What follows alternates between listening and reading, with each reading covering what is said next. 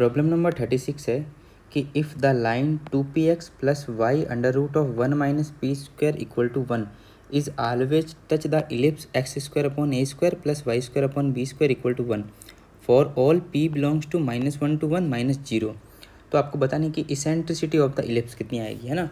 तो सबसे पहले तो इसमें जो पॉइंट है, की पॉइंट, वो आपको जानना पड़ेगा कि अगर कोई लाइन है y equal to m x plus c is touch the ellipse, अगर कोई लाइन इस इलिप्स को टच कर रही है ना, अगर कोई ये इलिप्स है और लाइन जो है वो टच कर रही है यानी कि टेंजेंट है, तो क्या कंडीशन होती है, c square equal to m square a square plus B square.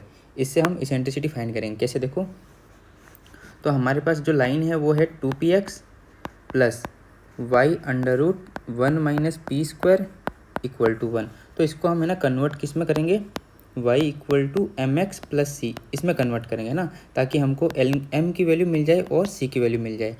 तो देखो कैसे होगा, ये हो गया y under root of 1 minus p square equal to x वाली जो टर्म है उसको राइट हैंड साइड में लेके जाएंगे, तो ये हो गया -2px प्लस 1। ठीक है, अब देखो ये जो अंडर रूट में है ना, इसको डिवाइड कर देंगे तो कितना आ जाएगा, -2p over under root of 1 minus p square into x plus 1 upon under root of 1 minus p square.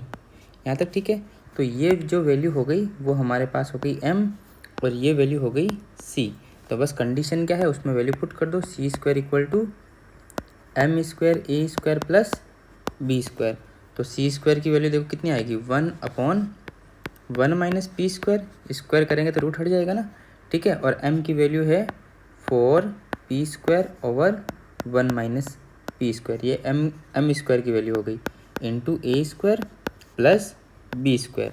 अब एलसीएम लेके सॉल्व करो, देखो ये हो गया 1 upon 1 minus p square is equal to 4p square a square plus B square और 1 minus p square, divide में कितना हो जाएगा, 1 माइनस पी स्क्वायर। अब ये कैंसिल आउट, ये जो फैक्टर्स हैं ये कैंसिल आउट, हमारे पास वैल्यू कितनी बची, ये हो गया 4p square a square plus B square minus B square p square, और ये हो जाएगा -1 इज इक्वल टू 0।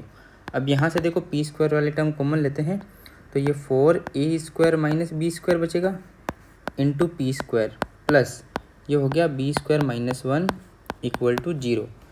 अब थोड़ा ध्यान से देखना, यहाँ पर ये जो टर्म है, फर्स्ट टर्म और सेकंड टर्म, इन दोनों का सम कितना आ रहा है, 0 आ रहा है।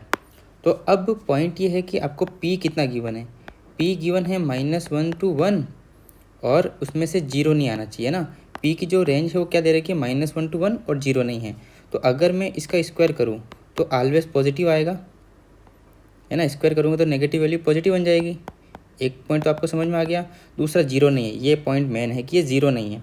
तो अब यहाँ थोड़ा इसको एनालाइज करो कि दो क्वांटिटी जिनका सम 0 है बट ये वाली क्वांटिटी 0 नहीं है, तो क्या हो सकता है पॉसिबल, यही 0 होनी चाहिए और यही 0 होनी चाहिए।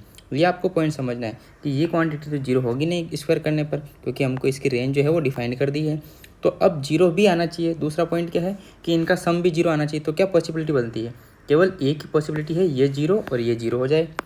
तो क्या होगा, हम बोलेंगे कि 4a square minus B square equal to 0 और बी स्क्वायर -1 इक्वल टू 0। यहाँ से बी स्क्वायर की वैल्यू 1 आ गई और इधर से b square equal to 4a square हो गया। तो बी स्क्वायर की वैल्यू यहाँ पुट करेंगे तो 4a स्क्वायर इक्वल टू 1, यहाँ से a स्क्वायर की वैल्यू कितनी आ जाएगी, 1/4। ये बात समझ में आ गई।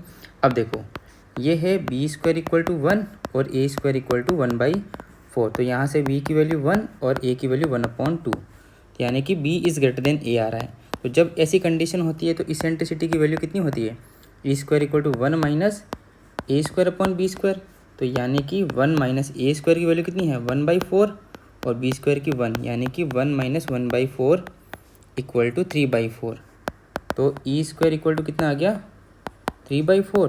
तो यहाँ से ई की वैल्यू कितनी आ गई, अंडर रूट 3/2। ये इसेंट्रिसिटी आ गई इलिप्स की। तो कौन सा ऑप्शन करेक्ट होगा, तो option number D is correct.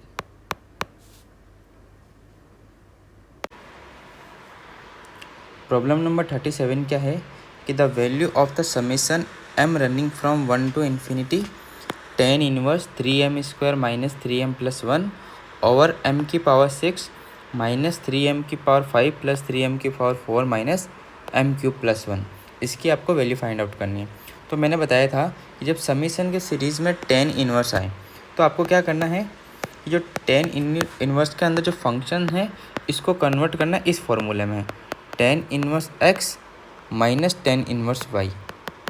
और ये कितना होता है, ये होता है tan inverse x minus y over 1 plus x y. यानी कि इस फॉर्मूले को इसमें कन्वर्ट करना, इस फॉर्म में लेके आना है, फिर इसको इसमें कन्वर्ट करना है और समीशन अप्लाई करना है, आंसर आ जाएगा। तो पॉइंट क्या है कि इसमें जब कन्वर्ट करोगे तो आपके इधर 1 होना चाहिए, ये आपके मेन पॉइंट है। फिर जो फैक्टर होंगे उनको हम अप्लाई करेंगे x माइनस वाई में। कैसे, देखो ये मेन मेजर पॉइंट है, ठीक है। तो आपको देखो गिवन है summation m running from 1 to infinity tan inverse. अब देखो हमें सबसे पहले नीचे इधर 1 चाहिए, 1। तो ये जो 1 है इसको मैं यहाँ लिख देता हूँ, ठीक है ना। तो 1 प्लस बचा क्या हमारे पास, m की पावर 6 माइनस 3m की पावर 5 प्लस 3m की पावर 4 माइनस m³ ठीक है यहाँ तक। और ऊपर कितना है, 3m² माइनस 3m प्लस 1 यहाँ तक, ठीक है। अब देखो summation m running from 1 to infinity tan inverse, ये हो जाएगा 3m² minus 3m plus 1 over 1 plus, अब देखो यहाँ से मैं m³ कॉमन ले रहा हूँ तो कितना आएगा, m³ minus 3m² plus 3m minus 1।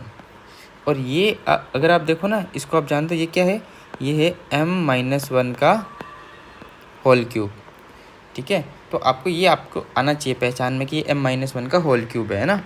तो summation m running from 1 to infinity tan inverse कितना हो गया, ऊपर ये है 3m² minus 3m plus 1 divide में कितना हो गया 1 प्लस ये हो गया m इंटू m माइनस 1 इस पूरे का होल क्यूब, ठीक है।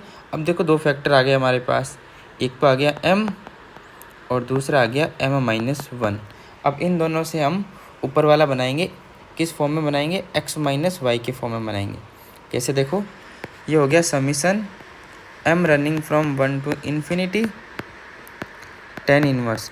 अब देखो इसको मैं लिखता हूँ m³ माइनस m माइनस 1 का होल क्यूब डिवाइड में कितना हो जाएगा 1 plus m into m minus 1 इस पूरे का होल क्यूब।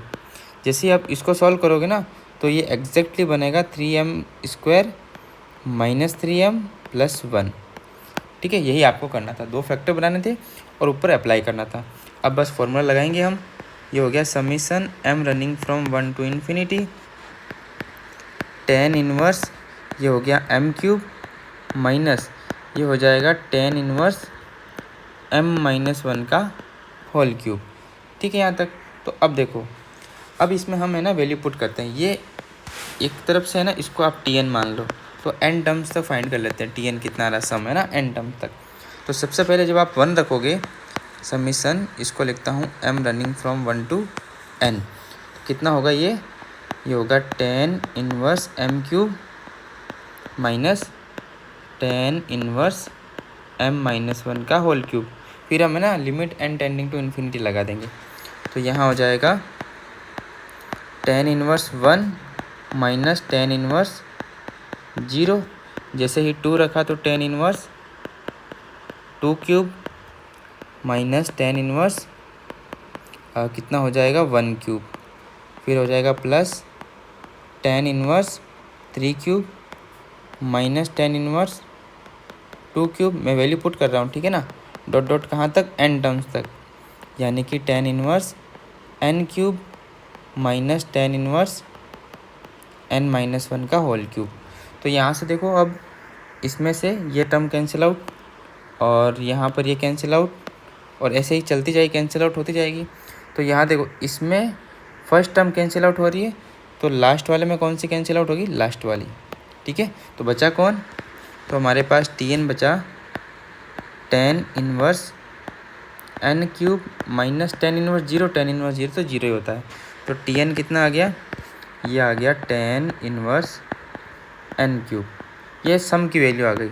तो हमको निकालना है limit n tending to infinity tan inverse n cube, तो ये हो गया टेन इनवर्स इन्फिनिटी कितना होता है, ये होता है tan inverse tan pi by two, तो वैल्यू कितनी आ जाएगी पाई बाई टू। तो कौन सा ऑप्शन करेक्ट हो जाएगा इसमें, option number A is correct. Problem number 38 क्या है कि if the solution of the inequality, इस इनइक्वालिटी का जो सॉल्यूशन है वो किस फॉर्म में है, a to b union c to infinity, ये जो सॉल्यूशन है ये इस इनइक्वालिटी का है, ठीक है। तो आपको बताना है कि ए बी और सी की वैल्यू कितनी आएगी, और जो ऑप्शंस है जैसे कि ए की वैल्यू, बी की वैल्यू, सी की, या ए प्लस बी माइनस सी की वैल्यू बतानी है आपको क्या आएगी। तो सबसे पहले इनइक्वालिटी को सॉल्व करते हैं, सिंपल क्वेश्चन है देखो। तो इनइक्वालिटी क्या गिवन है हमारे पास, पाई की पावर एक्स माइनस 7 की पावर एक्स मल्टीप्लाई में है लॉग 10 एक्स माइनस 4 और डिवाइड में x square minus 9x plus 18 और इनटू में एक्स स्क्वायर माइनस एक्स इस लेस देन 0। तो अब देखो यहाँ पॉइंट क्या है, सबसे पहले क्या करना होता है, स्टेप नंबर 1 फैक्टर्स बनाओ, है ना, या तो फैक्टर्स बनाओ। सबसे पहला काम हमको इन चेक करना है कि सारे फैक्टर्स पॉजिटिव है कि नहीं है, तो बारी बारी से चेक करते हैं ना। तो देखो फैक्टर कौन से है, ये है पहला फैक्टर, ये है दूसरा, ये है तीसरा और ये है चौथा, ठीक है। तो सबको लाइन बाय लाइन चेक करते हैं। तो ये है पाई की पावर एक्स माइनस 7 की पावर एक्स। अब आप एक चीज़ तो जानते हो कि जो 7 होता है बड़ा होता है एक्स से, सॉरी पाई से, है ना। पाई की वैल्यू कितनी होती है 3.14, तो ऑब्वियस सी बात है 7 बड़ा होगा। तो अगर मैं कोई पावर लगाऊं इस पर, तो 7 की पावर एक्स भी आपके क्या होगा, पाई की पावर एक्स से बड़ा होगा। कब, ये ध्यान रखना है कि x जब ग्रेटर देन 0 पॉजिटिव के लिए, नेगेटिव के लिए उल्टा हो जाएगा, ऑब्वियस सी बात है ना। तो यहाँ पे 7 की पावर x जो होगा बड़ा होगा, तो इसका मतलब 7 की पावर x माइनस पाई की power x is greater than 0, या इसको मैं एक तरीके से लिखता हूँ कि पाई की पावर x माइनस 7 की पावर x क्या है, लेस देन 0 है। ये एक्चुअल में नेगेटिव फैक्टर है, तो इसको पॉजिटिव बनाना पड़ेगा। तो पॉजिटिव कैसे बनाएंगे, माइनस कॉमन ले लेंगे, ठीक है। ये ध्यान रखना है, ये जो फैक्टर है वो नेगेटिव है, ये पॉजिटिव है। अब जो नीचे फैक्टर बन रहे हैं इसका और इसका फैक्टर बनाते हैं, फिर देखते हैं पॉजिटिव है या नेगेटिव। तो देखो कितना आएगा, ये हो गया पाई की पावर एक्स माइनस 7 की power x log 10 x minus 4, और जब इसको सॉल्व करोगे तो ये आएगा एक्स माइनस 3 और एक्स माइनस 6, और इसको सॉल्व करोगे तो एक्स माइनस 1 लेस देन 0, यानी कि सारे पॉजिटिव है, केवल ये फैक्टर नेगेटिव है। तो इसको पॉजिटिव बनाना है सबसे पहले। तो 7 की पावर एक्स माइनस पाई की पावर एक्स, मतलब माइनस कॉमन लेना, पॉजिटिव तभी बन जाएगा, है ना। और जब आप इसको माइनस साइन कॉमन लोगे तो यहाँ इनइक्वालिटी का साइन चेंज हो गया। ये आपको मालूम है इनइक्वालिटी में होता है, सिंपल सा बेसिक रूल है ये। तो एक्स माइनस 1। अब ये तो हो गया, इसका काम ख़त्म, ये तो ऑलवेज पॉजिटिव हो गया। अब हमारे पास जो भी बचे उन सब से हम x की वैल्यू फाइंड आउट करते हैं, ठीक है। तो अब देखो, अब एक चीज़ और है कि यहाँ जो है लॉग डिफाइन कब होता है, कंडीशन नंबर 1 डाल देता हूँ मैं, कि लॉग डिफाइन होने के लिए x माइनस 4 ग्रेटर देन 0 होना चाहिए, यानी कि जो x की वैल्यू है 4 से बड़ी होनी चाहिए। इस सॉल्यूशन में पक्का x की वैल्यू 4 से बड़ी हो, क्यों, क्योंकि लॉग तभी डिफाइन होगा, है ना। लॉग कब डिफाइन होता है, जब ऐसे आप मान लो कि लॉग n ए बेस पे आपको डिफाइन है, ये कब डिफाइन होता है, बाय डेफिनेशन n की वैल्यू ग्रेटर देन 0 होनी चाहिए, a की वैल्यू क्या होनी चाहिए, नॉट इक्वल टू 1 होनी चाहिए, और a ग्रेटर देन 0 होना चाहिए। ये कंडीशन तभी होती है ना, तभी लॉग डिफाइन होता है। तो ये आपको मालूम है। तो यहाँ एक कंडीशन आ गई कि x की वैल्यू 4 से तो बड़ी होनी चाहिए। अब आप x की वैल्यू फाइंड आउट करो सबसे। तो पहला log base 10 x minus 4 equal to 0, तो यहाँ से x minus 4 equal to 1, x की वैल्यू कितनी आ गई 5। आपको सारे फैक्टर से x की वैल्यू फाइंड आउट करनी है। यहाँ से कितनी आएगी, x माइनस 3 इक्वल टू 0, तो यहाँ से x की वैल्यू 3 आ गई, x की वैल्यू 6 यहाँ से आ जाएगी, x की वैल्यू 0 यहाँ से आ जाएगी, और x की वैल्यू 1 यहाँ से आ जाएगी। ये चीज़ समझ में आ गई। तो टोटल फैक्टर कितने हो गए, ये हो गया 0 1 3 4 5 6, ये इन्फिनिटी प्लस का और ये माइनस का इन्फिनिटी। सारे फैक्टर, अब देखो सारे फैक्टर की पावर ओड है तो साइन जो है अल्टरनेटिवली चेंज होंगे। तो ये हो जाएगा plus minus plus minus plus minus plus. हमको यहाँ से लेकर के यहाँ से तो मतलब ही नहीं है, क्योंकि हमें पहले ही बोल रखा है कि x की वैल्यू 4 से बड़ी होनी चाहिए। अब देखो, अब इनइक्वलिटी का साइन देखो क्या है, यहाँ पर ग्रेटर देन 0 यानी पॉजिटिव वाले साइन लेने, यानी x कहाँ से कहाँ तक बिलोंग करेगा, 4 से 5 यूनियन 6 टू इन्फिनिटी। तो a की वैल्यू कितनी आ गई 4, b की वैल्यू कितनी आ गई 5, c की वैल्यू कितनी आ गई 6। तो a plus b minus c की वैल्यू कितनी आ जाएगी 9 माइनस 6 यानी कि 3। तो बस ऑप्शन देख लो कौन सा है मैच कर रहा है। तो ऑप्शन ए की वैल्यू कितनी आ रही है 4 आ रही है, यानी कि ये जा रहा है 3 पर। बी की वैल्यू कितनी आ रही है 5, ये जा रहा है 4 पे। सी की वैल्यू आ रही है 6, ये जा रहा है 5 पे। और इन सब की वैल्यू 3 पे, यानी कि जा रहा है 2 पे। तो देख लो मैच कौन सा कर रहा है, ए जो ऑप्शन है वो मैच कर रहा है ना, 3 4 5 एंड 2।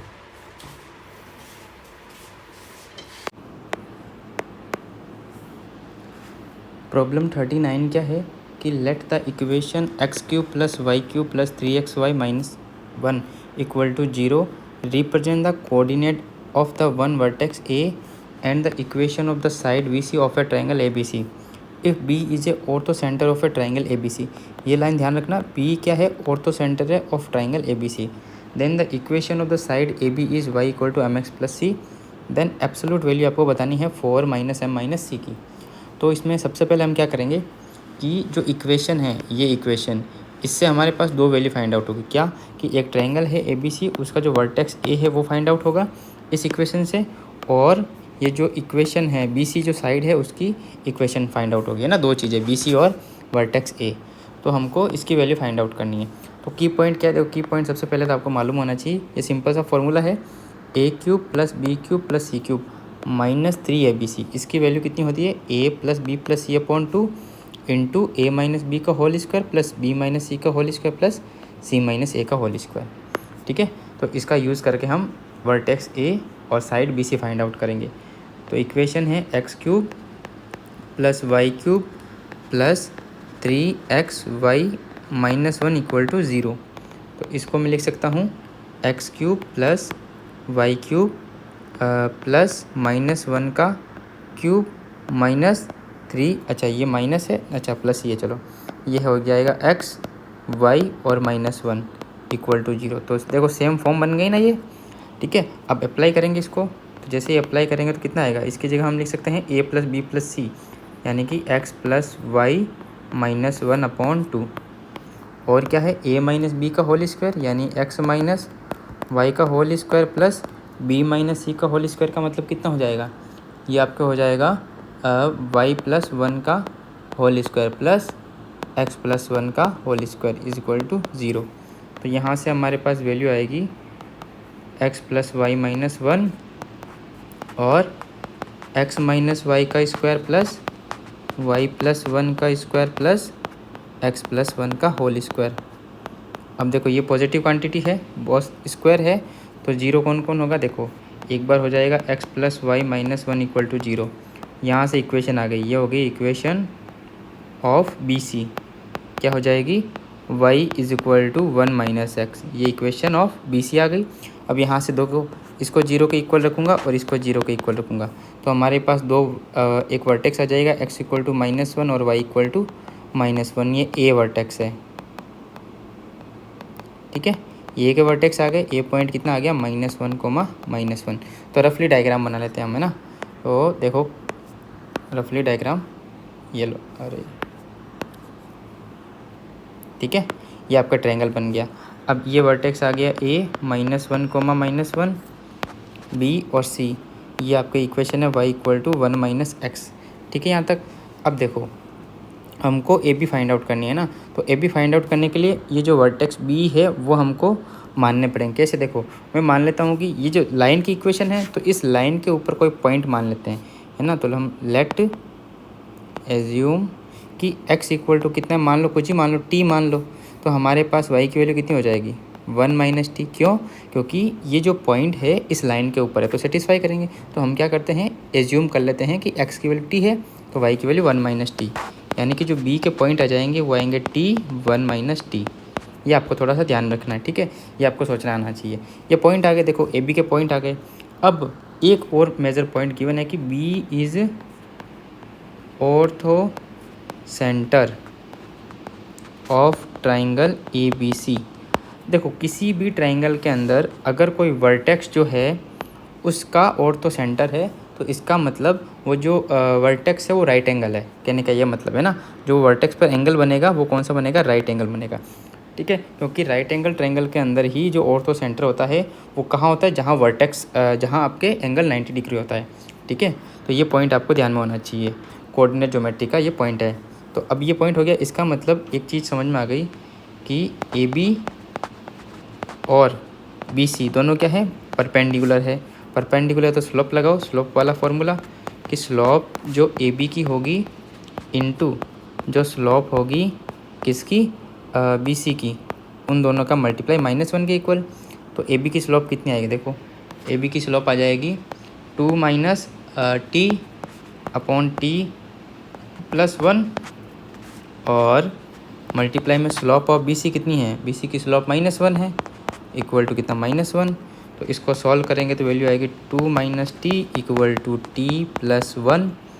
तो यहाँ से हो गया 2t इक्वल टू 1 और t की वैल्यू कितनी आ गई 1/2। t की वैल्यू 1/2 आ गई तो 1 माइनस टी की भी वैल्यू 1 माइनस टी की वैल्यू कितनी आएगी 1 माइनस 1/2, यानी 1/2। दोनों वर्टेक्स आ गए, मतलब b के वर्टेक्स कितना आ गया 1/2 और 1/2, ये दोनों वर्टेक्स आ गए। तो हमको लाइन की इक्वेशन निकालनी है, किसकी, अब हम लाइन की इक्वेशन निकाल सकते हैं ना, दो अगर आपको पॉइंट गिवन हो, ए बी की लाइन निकालनी है, ए बी इसकी इक्वेशन निकालनी है जिसमें ए के वर्टेक्स है -1 और बी के वर्टेक्स कितने हैं 1/2।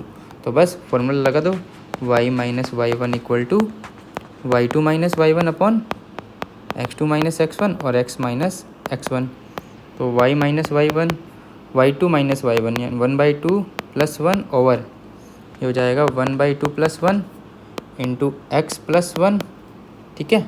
तो ये हो जाएगा y plus 1 equal to x plus 1। तो यहाँ से y इक्वल टू कितना जाएगा x। ये आपकी इक्वेशन आ गई बी सी की। तो इसको कंपेयर कर किससे करेंगे, बी ए की इक्वेशन आ गई है ना, इसको कंपेयर करेंगे एम एक्स प्लस सी से। तो यहाँ से इसको देखो, इसके नीचे लिखता हूँ, तो यहाँ से m की वैल्यू कितनी आ गई 1 और c की वैल्यू कितनी आ गई 0। हमको एब्सोल्यूट वैल्यू निकालनी है ना, एब्सोल्यूट वैल्यू किसकी निकालनी है 4 माइनस m माइनस सी की, यानी कि मोड के अंदर 4 माइनस 1 माइनस 0 इक्वल टू 3। ये इसका फाइनल आंसर है। तो कौन सा ऑप्शन करेक्ट हो जाएगा, option number B is correct.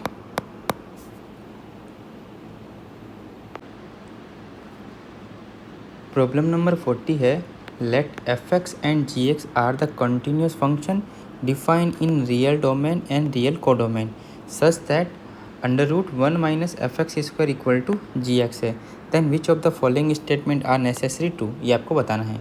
तो देखो कैसे करेंगे इसको, जो ऑप्शन है उसके अकॉर्डिंग आपको काम करना है।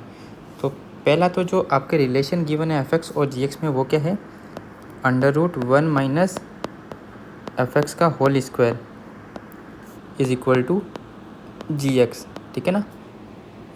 तो देखो हमको ऑप्शन ए के अकॉर्डिंग चलते हैं सबसे पहले कि जी एक्स का जो पीरियड है 1 है, जी x is period with periodic with period 1, then f x is periodic with period half, ये इसने बोला है। तो हम चेक करते हैं, तो जी एक्स का पीरियड कितना है,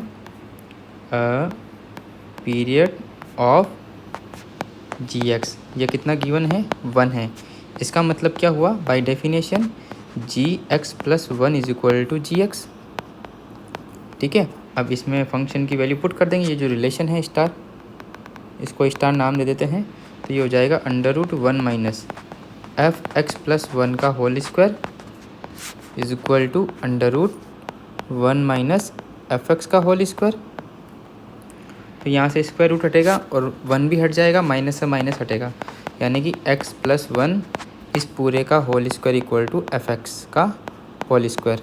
तो बोथ साइड अगर स्क्वायर हटाएंगे तो हमारे पास वैल्यू कितनी आएगी, F X plus 1 equal to plus minus F X आ जाएगी, ठीक है। तो इसका मतलब इसका जो फंक्शन का जो पीरियड है वो 1 हो भी सकता है और 1 नहीं भी हो सकता है। इसका आप चाहो तो काउंटर एग्जाम्पल भी ले सकते हो। जैसे कि अगर मान लो कि आप f(x) लेके देख लो, f(x) इक्वल टू आप ले लो sin पाई x, ठीक है। ये कंडीशन सेटिस्फाई कर रहा है, बट आपके जो पीरियड है इसका वो सेम नहीं है। यानी कि देखो, जैसे कि gx हम लेते हैं equal to cos square pi x, इसका जो पीरियड है वो कितना है, 1 है, ठीक है। बट आपके जो ये जो फंक्शन है f(x), इसका जो पीरियड है वो कितना है, 2 है। तो कोई ज़रूरी नहीं है कि इसका पीरियड हाफ हो, ठीक है। तो option A is wrong. B option देखते हैं। बी ऑप्शन क्या गिवन है कि आपको f(c) और इसकी वैल्यू गिवन है 1/2 और f(c) की वैल्यू गिवन है -1/2, ठीक है। तो आपसे पूछा है कि g(c) अपॉन जी की वैल्यू 1/3 आएगी। तो करके देख लेते हैं। देखो कैसे, 1 माइनस ये आपके f(x) का होल स्क्वायर है इक्वल टू gx, ये गिवन था। तो बहुत साइड स्क्वायर करेंगे तो हमारे पास वैल्यू आएगी gx का whole square equal to 1 minus f(x) का होल स्क्वायर, ठीक है। तो डिफ्रेंशिएट करो तो ये हो जाएगा 2gx into g(x) is equal to -2f(x) into f(x). तो यहाँ से g(x) की वैल्यू कितनी आएगी, ये हो जाएगी -f(x) f(x) अपॉन gx। अब मैं क्या करता हूँ, दोनों साइड gx से डिवाइड करता हूँ। तो यहाँ पर हो गया gx और ये हो गया -f(x) f(x) और यहाँ हो जाएगा gx का होल स्क्वायर। और gx का होल स्क्वायर किसके बराबर है, देखो gx का होल स्क्वायर यहाँ से आप ले सकते हो, कितना हो जाएगा 1 माइनस f(x) का होल स्क्वायर। अब बस x equal to c put कर दो तो हमारे पास g(x) अपॉन g(c) है ना, x की जगह हमने c पुट किया ना, तो g(c) अपॉन gc की वैल्यू कितनी आ जाएगी, -fc f(c) upon 1 minus fc का होल स्क्वायर। तो जैसे ही आप fc और f(c) की वैल्यू पुट करोगे, यहाँ आंसर कितना आएगा 1/3। ये आप इजीली चेक कर सकते हो। इसका मतलब ऑप्शन जो बी है वो करेक्ट है, ऑप्शन बी करेक्ट है, ऑप्शन ए जो है वो रॉन्ग है। अब थर्ड ऑप्शन क्या बोला है कि जो अगर g आपके इवन है तो f(x) भी क्या हो, ओड होना चाहिए। तो g इवन है, gx option C, g is even है, इसका मतलब g minus x equal to gx, ठीक है। तो यहाँ वैल्यू पुट करेंगे 1 माइनस एफ माइनस एक्स का whole square equal to √1 minus f(x). तो यहाँ से वैल्यू आ जाएगी, सब स्क्वायर वगैरह हटाएंगे तो हमारे पास वैल्यू आएगी f माइनस एक्स का whole square equal to f(x) का होल स्क्वायर। तो यहाँ से वैल्यू कितनी आ गई, f minus x equal to f(x) plus minus f(x). तो एक तो जा रहा है, f(x) जब हो तब तो कंडीशन सेटिस्फाई हो रही है, बट माइनस f(x) जब हो रहा है तब ये आपके देखो सॉरी माइनस जब f(x) हो रहा है तब ओड बन रहा है, बट यहाँ इवन भी बन रहा है। तो इसका मतलब कोई ज़रूरी नहीं है कि अगर g आपके इवन हो तो f(x) ओड हो, ये कोई ज़रूरी नहीं है इस कंडीशन से, ठीक है। तो यहाँ पर ये ऑप्शन भी गलत हो गया। अब डी ऑप्शन क्या है, डी ऑप्शन है कि g आपके कंटिन्यूस फंक्शन है और then f(x) is also continuous होगा इन दियर रेस्पेक्टिव डोमेन।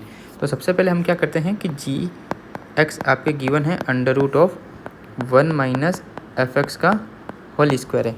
तो आप एक ऐसा फंक्शन मान सकते हो gx इक्वल टू मैं मानता हूँ 0 और डिफ़ाइन करता हूँ f(x) को क्या। अब 0 कब आ सकता है, देखो जब मैं फंक्शन डिफ़ाइन कर दूँ 1 और -1, कब, जब x आपके लेस देन 0 हो और ग्रेटर देन 0 हो। ग्रेटर देन इक्वल टू 0 में मैं इसको 1 डिफ़ाइन कर देता हूँ और x इज़ लेस देन 0 में -1 डिफ़ाइन कर देता हूँ। ये मैंने फंक्शन डिफ़ाइन किया है ना अपने मर्जी से, जो कि है डिसकंटिन्यूस। ये फंक्शन डिसकंटिन्यूस है, बट जब मैं इसमें यहाँ रखूँगा तो फंक्शन जो gx है वो क्या है गया, कॉन्टीन्यूस हो गया। तो ये कंडीशन गलत है कि फंक्शन कॉन्टीन्यूस है तो f(x) भी कॉन्टीन्यूस हो, ऐसा ज़रूरी नहीं है। देखो यहाँ पर gx equal to 0 continuous function है, बट यहाँ पर जो f(x) है वो डिसकंटिन्यूस है ना। इसका अगर आप ग्राफ देखो तो x ग्रेटर देन 0 पर तो 1 दे रहा है और फिर -1 दे रहा है, तो 0 पर क्या है, डिसकंटिन्यूस है। तो ऑप्शन नंबर डी भी रॉन्ग हो गया। तो कौन सा ऑप्शन करेक्ट होगा इसमें, इसमें होगा option number B is correct.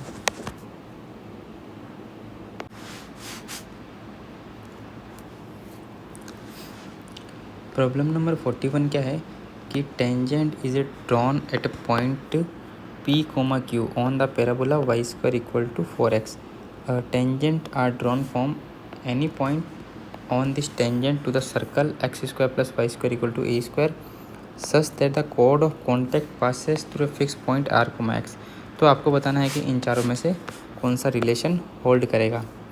ठीक है, तो सबसे पहले तो जो आपके पैराबोला है Y square equal to 4x, उसके ऊपर टेंजेंट की इक्वेशन क्या होगी p, q के ऊपर. तो हमको क्या करना है, जहाँ y स्क्वायर है वहाँ पर रिप्लेस करना y/1 और जहाँ x है वहाँ पर x प्लस x1/2. तो ये टेंजेंट की इक्वेशन होती है ना, t इक्वल टू 0. इसको बोलते हैं इक्वेशन ऑफ टेंजेंट. ठीक है, तो उसमें क्या होता है कि वाई स्क्वायर जहाँ है वहाँ y/1 पुट करना है, जहाँ x है वहाँ x प्लस x1/2. तो अब देखो टेंजेंट की इक्वेशन क्या बनेगी, y इंटू y1 यानी कि p, ये है x1 ये है y1 equal to 4a x plus p/2. तो यहाँ से वैल्यू आएगी yp is equal to 2ax plus 2ap. तो यहाँ से हमारे पास वैल्यू आएगी 2ax minus yp equal to yq, sorry यहाँ q आएगा है ना, yq इक्वल टू 2ap. ये हमारे पास इक्वेशन ऑफ टेंजेंट आ गई. अब आपको गिवन है कि लेट मान लेते हैं कि x1 और y1 अगर इसके ऊपर कोई पॉइंट है इस टेंजेंट के ऊपर, तो इसको सेटिस्फाई करेंगे. तो 2ax1 minus y1q equal to 2ap, ये इक्वेशन आ गई. अब आपको गिवन क्या है कि एक कोड है जो कि r, s और x1, y1 से पास आउट हो रही है ना, कोड किसकी, सर्कल की. तो इक्वेशन ऑफ कोड क्या होगी, इक्वेशन ऑफ कोड जो कि क्या हो रही है, पासिंग थ्रू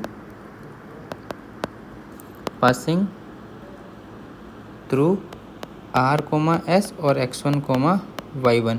तो हमारे पास क्या आएगा, इक्वेशन ऑफ कोड क्या होती है कि सर्कल की, वो भी t इक्वल टू 0 होती है. सेम वही प्रोसेस करेंगे. तो हमारे पास सर्कल की इक्वेशन तो है x square plus y square equal to a square, और हमको r, s पर निकालना कोड की इक्वेशन. तो कितनी होगी, rx plus s y is equal to a square. अब ये इक्वेशन और ये इक्वेशन नंबर 1 और इक्वेशन नंबर 2 दोनों सेम है. तो हम इसका रेशियो ले लेते हैं कोफिशिएंट का. यहाँ x1 y1 लिख दो है ना. तो कितना हो जाएगा, r/2a equal to minus x/q equal to कितना हो जाएगा, ये हो जाएगा माइनस a/ कितना 2p.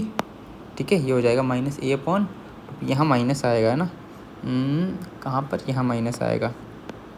ठीक है, तो ये आपका रिलेशन आ गया. इसमें मैं क्या मान लेता हूँ, इसको t मान लेता हूँ. जैसे ही t माना, यहाँ से a की वैल्यू आ जाएगी -2pt, और यहाँ से s की वैल्यू कितनी आ जाएगी, -qt. ठीक है, अब t को एलिमिनेट कर दो. t को जैसे ही एलिमिनेट करेंगे हम इन दोनों में से, तो हमारे पास रिलेशन क्या आएगा, वो आएगा r² equal to -4ps². t को एलिमिनेट कर सकते हो ना, यहाँ से t की वैल्यू यहाँ पुट कर दोगे तो हमारे पास रिलेशन बन के आएगा. तो कौन सा ऑप्शन करेक्ट होगा, option number C is correct.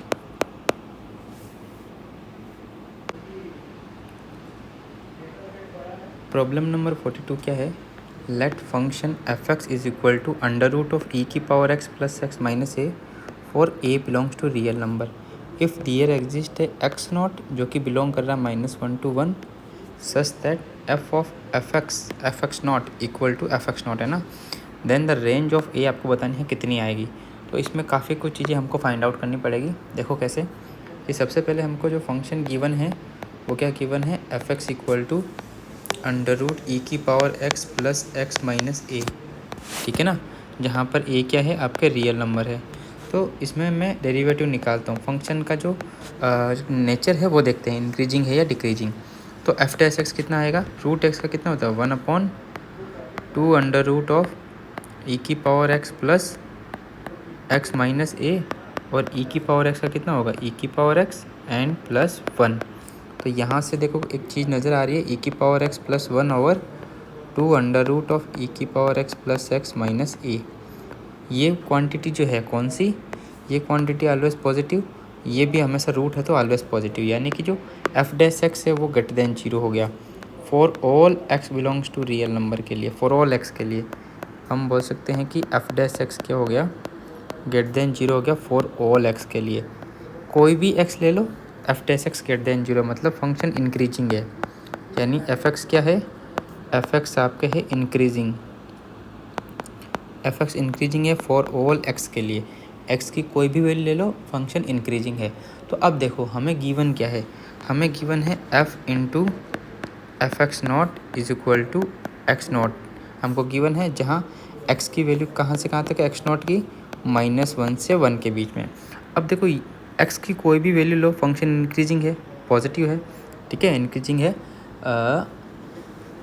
Positive है ना, ग्रेटर देन इक्वल टू 0 है, F dash X greater than 0 है, और एफ एक्स भी आपके ग्रेटर देन 0। क्यों ग्रेटर देन 0 है, क्योंकि देखो रूट में है, एफ एक्स क्या है, एफ एक्स अंडर रूट में, इसका मतलब पॉजिटिव है, तो ये पॉजिटिव, तो इसका मतलब जो ओवरऑल वैल्यू है वो पॉजिटिव होगी।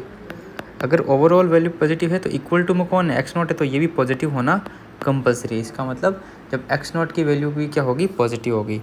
तो यहाँ से एक चीज़ समझ में आई कि एक्स नॉट की वैल्यू कहाँ से कहाँ तक है, 0 से 1 के बीच में होनी चाहिए, क्योंकि फंक्शन पॉजिटिव है और दोनों में इक्वलिटी होल्ड कर रही है, तो इसका मतलब ये वैल्यू भी पॉजिटिव होनी चाहिए। ये पॉइंट समझ में आ गया। अब देखो इसका मतलब क्या हो गया कि हमारे पास F x not equal to F inverse x not, दोनों का जो है have a solution on y equal to X line पे होगा। तो यहाँ से हमारे पास वैल्यू कितनी आ जाएगी, f x not equal to F inverse x not equal to x not. तो इन दोनों इक्वेशन को मैं लेता हूँ, तो यहाँ से हो गया अंडर रूट ई की power x not plus x not minus a is equal to x not, और यहाँ पर एक्स नॉट की वैल्यू कहाँ से कहाँ तक है, 0 से 1 के बीच में। मैंने बस फंक्शन में एक्स नॉट रखा है, देखो इस फंक्शन में इनिशियल वाला जो फंक्शन नहीं है इसमें एक्स नॉट रखा है, एक्स की जगह एक्स नॉट, ठीक है, और इक्वल टू में तो एक्स नॉट है ही है। अब इसको बहुत साइड स्क्वायर करेंगे तो ई की power x not plus x not minus a equal to x not का स्क्वायर। तो यहाँ से ए की वैल्यू कितनी आ जाएगी, ए की वैल्यू आएगी ई की पावर एक्स नॉट और plus x not minus x not का होल स्क्वायर, ये ए की वैल्यू आ गई यहाँ पे। अब मैं क्या करता हूँ कि हमको ए की रेंज निकालनी है, जहाँ एक्स नॉट कहाँ बिलोंग करा, 0 से 1। अब हमें ए की रेंज निकालनी है, तो मैं क्या करता हूँ कि आप कोई भी फंक्शन इसको लेट मान सकते हो, है ना। मान लो जी एक्स इक्वल टू ई की power x plus x minus x square, ठीक है। तो अब हम क्या करते हैं, इसका डेरिवेटिव करते हैं, G dash X is equal to कितना, ई की power x plus 1 minus 2x हो जाएगा, ठीक है। और ये ग्रेटर देन 0 है फॉर ऑल, अगर हम x की वैल्यू 0 से 1 के बीच में लें, फॉर ऑल नहीं आएगा यहाँ पर, अगर हम x की वैल्यू 0 से 1 के बीच में लें तो ये पक्का पॉजिटिव होगा, ठीक है। ये वाली क्वांटिटी ऑलवेज पॉजिटिव होगी, चेक कर सकते हो ना, 0 से 1 के बीच में ऑब्वियस ही बात, ये पॉजिटिव है, ये भी पॉजिटिव, ये भी पॉजिटिव। तो जी क्या है, जी X is increasing, G X increasing है, देन हमारे पास वैल्यू कितनी आएगी, अगर कोई फंक्शन इंक्रीजिंग होता है तो मैंने बताया था फंक्शन मान लो इंक्रीजिंग है ए और बी में, इस इंटरवल में, तो जो मिनिमम वैल्यू है वो यहाँ आएगी, मैक्सिमम वैल्यू यहाँ आएगी। सिंपल सा लॉजिक है ना, बेसिक डेफिनेशन है। तो अब हम क्या करेंगे, ए की रेंज निकालेंगे, क्योंकि हमने इसको देखो सेम ऐसे फंक्शन माना था अभी, तो इसीलिए मैंने जी एक्स को माना ताकि आप रिलेट कर पाओ, है ना। तो अब हम जो एक्स नॉट की वैल्यू है वो 0 पुट करेंगे कहाँ, इस इक्वेशन में, तो हमारे पास वैल्यू कितनी आ जाएगी, ए की 1, और जब एक्स नॉट की वैल्यू 1 पुट करेंगे तो ए की वैल्यू कितनी आ जाएगी, ई। तो मतलब ए की रेंज कहाँ से कहाँ तक हो गई, 1 से ई। ये आपका फाइनल आंसर है। ये आपको थ्योरी पॉइंट याद होना चाहिए ना, कि अगर फंक्शन इंक्रीजिंग है तो ए पर आपके देखो जी, मान लो ए आएगा, अगर फंक्शन जी है तो ये जी बी आएगा, तो रेंज कहाँ से कहाँ तक होगी, जी ए से जी बी। बस हमने यही किया, फंक्शन में वैल्यू पुट कर दी। तो कौन सा ऑप्शन करेक्ट हो जाएगा इसमें, option number B is correct. Problem number 43 क्या है कि the value of the limit where n is a positive integer, ये आपको लिमिट गिवन है, इसकी आपको वैल्यू बतानी है। तो सिंपल सा क्वेश्चन है, देखो कैसे सॉल्व करेंगे इसको, कि इसमें ना एक छोटा सा पॉइंट है वो आपको ध्यान रखना है कि limit n tending to infinity, x tending to infinity, not n x tending to infinity, limit x tending to infinity x की पावर एन अपॉन ई की पावर एक्स, इसकी वैल्यू कितनी होती है 0। 0 कैसे, आप इसको देख सकते हो कि जैसे इन्फिनिटी पुट करोगे तो इनफाइनाइट बाई इनफाइनाइट फॉर्म बनेगी। तो इसको सॉल्व कैसे करोगे, है ना, इनफाइनाइट अपॉन इनफाइनाइट को डेरिवेटिव कर सकते हो आप। तो ऊपर वाले का डेरिवेटिव करेंगे तो एन एक्स की power N minus 1 and divide by E की पावर एक्स। ठीक है, तो ऐसे ही करते जाओगे तो हमारे पास वैल्यू कितनी आएगी, x tending to infinity, n time करोगे तो फैक्टोरियल एन अपॉन ई की पावर एक्स, और इनफाइनाइट पुट करोगे तो फाइनाइट अपॉन एक finite value upon infinite equal to 0।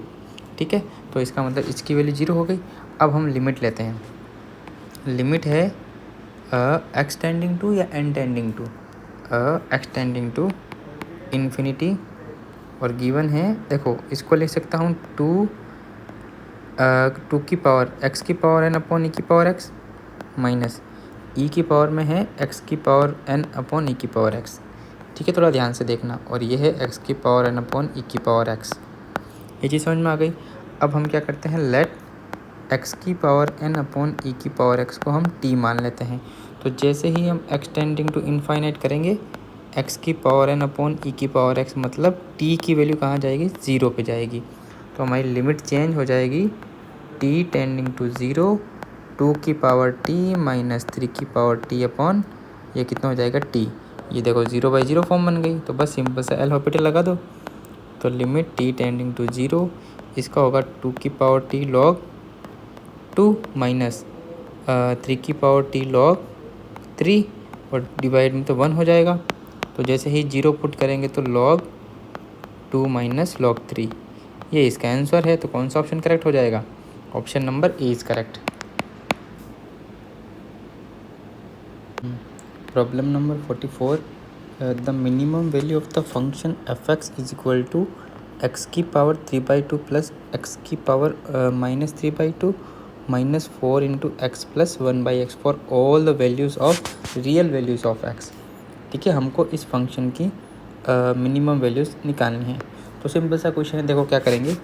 सबसे पहले तो आप एक चीज़ नोटिस करो कि रूट एक्स प्लस 1/√x, अगर मैं इसका होल स्क्वायर करता हूँ तो इसकी वैल्यू आती है x प्लस 1/x प्लस 2।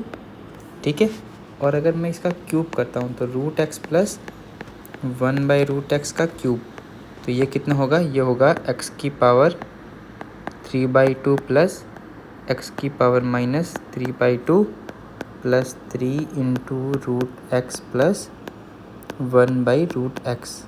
ठीक है, तो यहाँ से हमारे पास एक वैल्यू आई x की पावर 3/2 प्लस एक्स की पावर माइनस 3/2 की, कितनी, इसको लेफ़्ट में ले जाएंगे तो रूट एक्स प्लस 1/√x, इसका होल क्यूब माइनस 3 इंटू ये हो जाएगा root x plus 1/√x।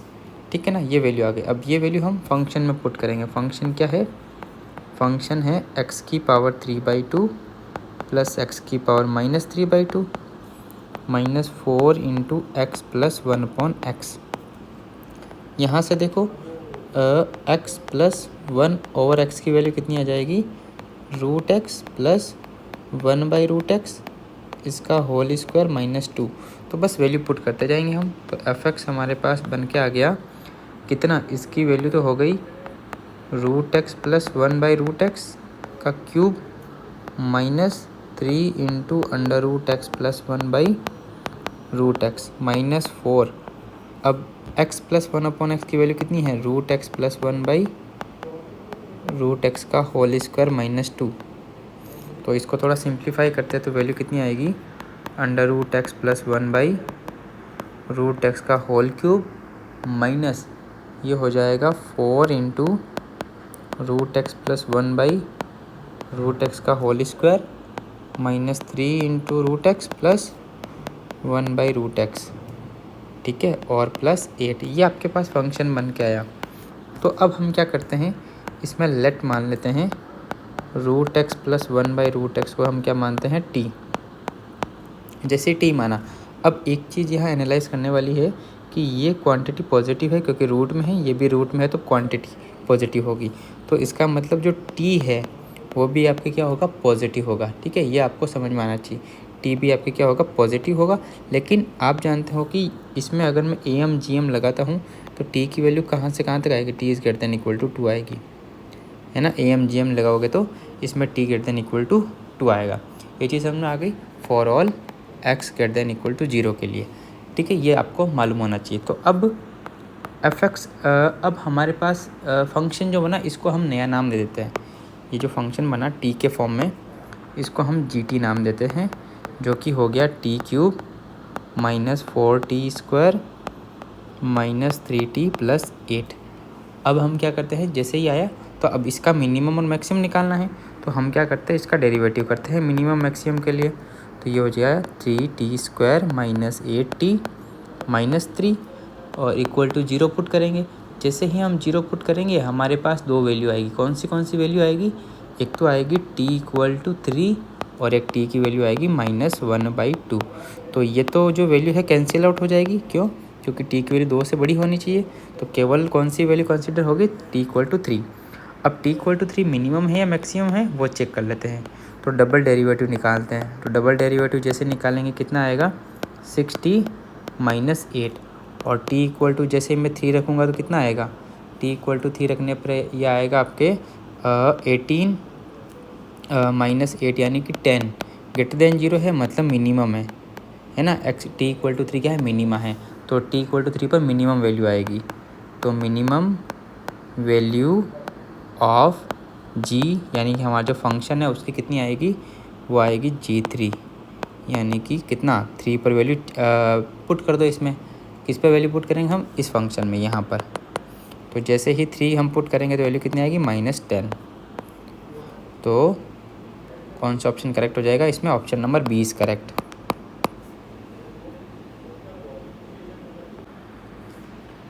Problem 45 क्या है कि इफ़ a = आपको गिवन है log 18/12 और b = गिवन है log base 24 पे 54, देन आपको वैल्यू बतानी इस एक्सप्रेशन की कितनी आएगी। तो ये क्वेश्चन थोड़ा कैलकुलेटिव है। तो की पॉइंट सबसे पहले देख लेते हैं कि आप जानते हो कि जो log की प्रॉपर्टी होती है log बेस a p = कितना होता है, log b/log a। ठीक है, ये प्रॉपर्टी आपको जानते हो, तो इसका हम यूज़ करेंगे इस क्वेश्चन में। तो देखो गिवन क्या है, a = log 12 18। तो इसको मैं कैसे लिख सकता हूँ, इसको लिख सकता हूँ log 18/log 12। ठीक है, और तो ये हो गया log 3² × 2 और 12 में कितना आएगा, देखो 12 में करेंगे तो ये आएगा 6 2 3 3 1, यानी कि log 2² × 3। तो ये हो जाएगा log, यहाँ आएगा 2 यहाँ 3 प्लस और ये हो जाएगा log 2 डिवाइड में ये होगा 2 log 2 प्लस log 3। ये चीज़ आपको समझ में आनी चाहिए। ठीक है, सबसे पहले इसको प्राइम फैक्टराइज किया और हमने वैल्यू निकाल ली, यहाँ तक आ गया। अब देखो सेम टू सेम b की वैल्यू निकालेंगे।